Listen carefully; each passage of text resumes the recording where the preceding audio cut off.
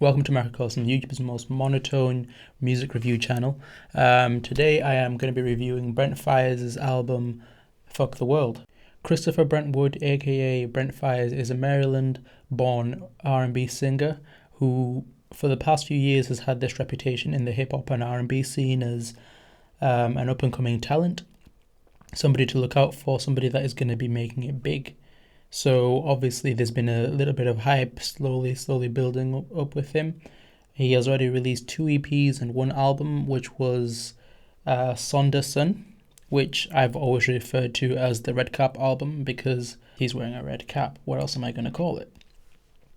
But he's always been seen, especially with a lot of my friends and a lot of my friends that listen to a lot of music, as this person that if you know them or if you know him, then you're kind of cool because your taste in music is really diverse. You're trying different things, but when you actually look at it, he is just doing old school R&B, just sort of modernizing it. So whenever I did listen to the Red Cap album, I didn't really understand the hype. I could see that he had talent, but I didn't get the whole hype that, oh yes, he's going to be a fantastic artist, he's going to be beating the world. I think really that the album is sort of overhyped by fans and just hoping that he will come good, because you listen to some of his songs that's featured on Crew, on Gold Link's album, and then probably my favourite Brent Faiyaz feature was Too Fast on Sonder's song, which is awesome. I love the tempo, love everything about that song. So naturally I had high expectations of what this album was going to sort of have inside, whatever it was going to entail, whatever it was going to give me. And to a certain extent, it does manage to accomplish that, because there's quite a few songs here that have some good performances, some amazing lyrics, and really good verses. For instance, there's the song Clouded, which is a really introspective song about Brent and sort of like his insecurities and him looking at his own life and saying, if I was to die today, would the world change? Would people really know my name? Would what difference have I made in this world? What change have I done? What impact have I made to this world that is significant? And sort of looking at his own life and what he has actually managed to accomplish and everything in that vein. And I love that about the song and the lyrics, but it is still quite a very simplistic song. The same could be said for Let Me Know, which focuses on the idea of how can you love somebody if you can't even love yourself, which to me, I've always struggled with that saying for various reasons, but Brent does it in a way that it is really compelling, especially in the first verse where Brent is not only talking about how can he love somebody if he can't love himself, but also looking at society and the hatred and the lack of love and care that is put in society, especially when you look at all of the pedophiles and the rapists and every sort of negative thing, a negative person out there that is feeding hate and sort of carnage into the world. Sort of looking at that and saying, really, is this what we are? Is this what society is? And I really love that about the song. I love the concept, I love the idea, I love the performance that he does throughout the entire song. I feel like it's just a bit of a shame that it is sort of sandwiched between a chorus that starts off great, but then you sort of get bored of it because it's so repetitive and it goes over and over the same thing again, which sort of hammers home the message, but simultaneously ruins sort of that feel and that vibe. I think if it was shorter or more subtle, and sort of placed in various other places, or even having a third verse, because there's only 2 verses in here, then maybe it would add a bit more to the song and the meaning. So I feel like the chorus sort of ruins it. From the first song of this album, Skyline, I could already see that there was going to be issues throughout this record. And the first issue for me was the harmonizing of his voice and sort of the spacing and the delaying of the background vocals that he puts on this song. It is rather unsettling and it does sort of send shivers down your spine because of how weird and distorted it sounds. But then, yeah, it does also feel like it is a bit of a forgettable track. It's a track that I've heard numerous times, probably won't listen to it ever again. It's just doesn't add that much to the album, doesn't add that much to the story that he's trying to tell throughout this record. And also, it feels like there's so many times when he does his own background vocals and umming and ahhing, and it sort of dilutes the use of that in certain songs because you've heard it so many times.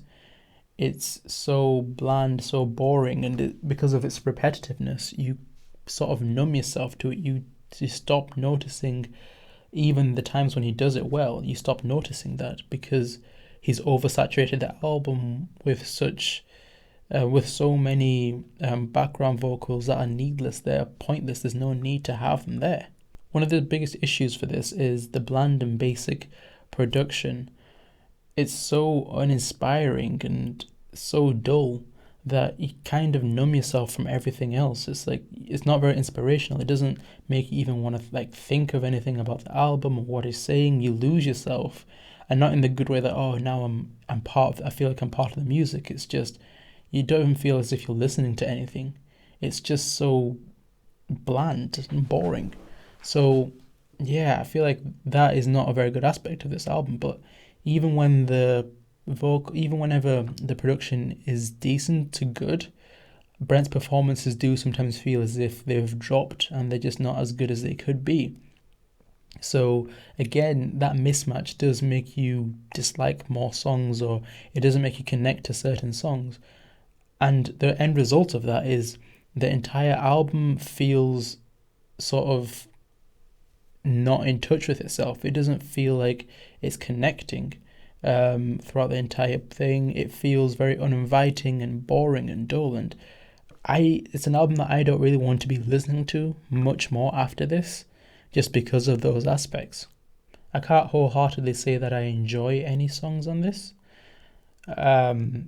I feel like there's some good to decent songs on this album, but nothing that I can actually see myself going back to and saying, wow, yes, I remember that song, or I want to go back to this song because of this, and this reason, which is not really a very good sign for any album. But also I feel like this is an album that feels more of a background album. It's an album that you can just play in the background. You don't have to care about it because you're not paying attention to it. And it's just there. And that's how I feel about pretty much, most of the songs in this album. But I also feel like it could be an album that grows on you, not growing by much, but even since initially reviewing this and then going back to reviewing it for the second time, I am sort of finding myself to be liking a few more of the songs, but not to the point of saying that they are really good songs. It might be because of a hook or maybe a cadence that Brent has during the performance, but it's just I haven't been able to connect to this album as a whole, which is always an issue whenever you're trying to review music. Maybe it's because it's not my style of R&B, maybe it's because it's not my style of music that I really enjoy, but it could also just be because of the performance, the production, and all this disjointed little aspects that are in this album.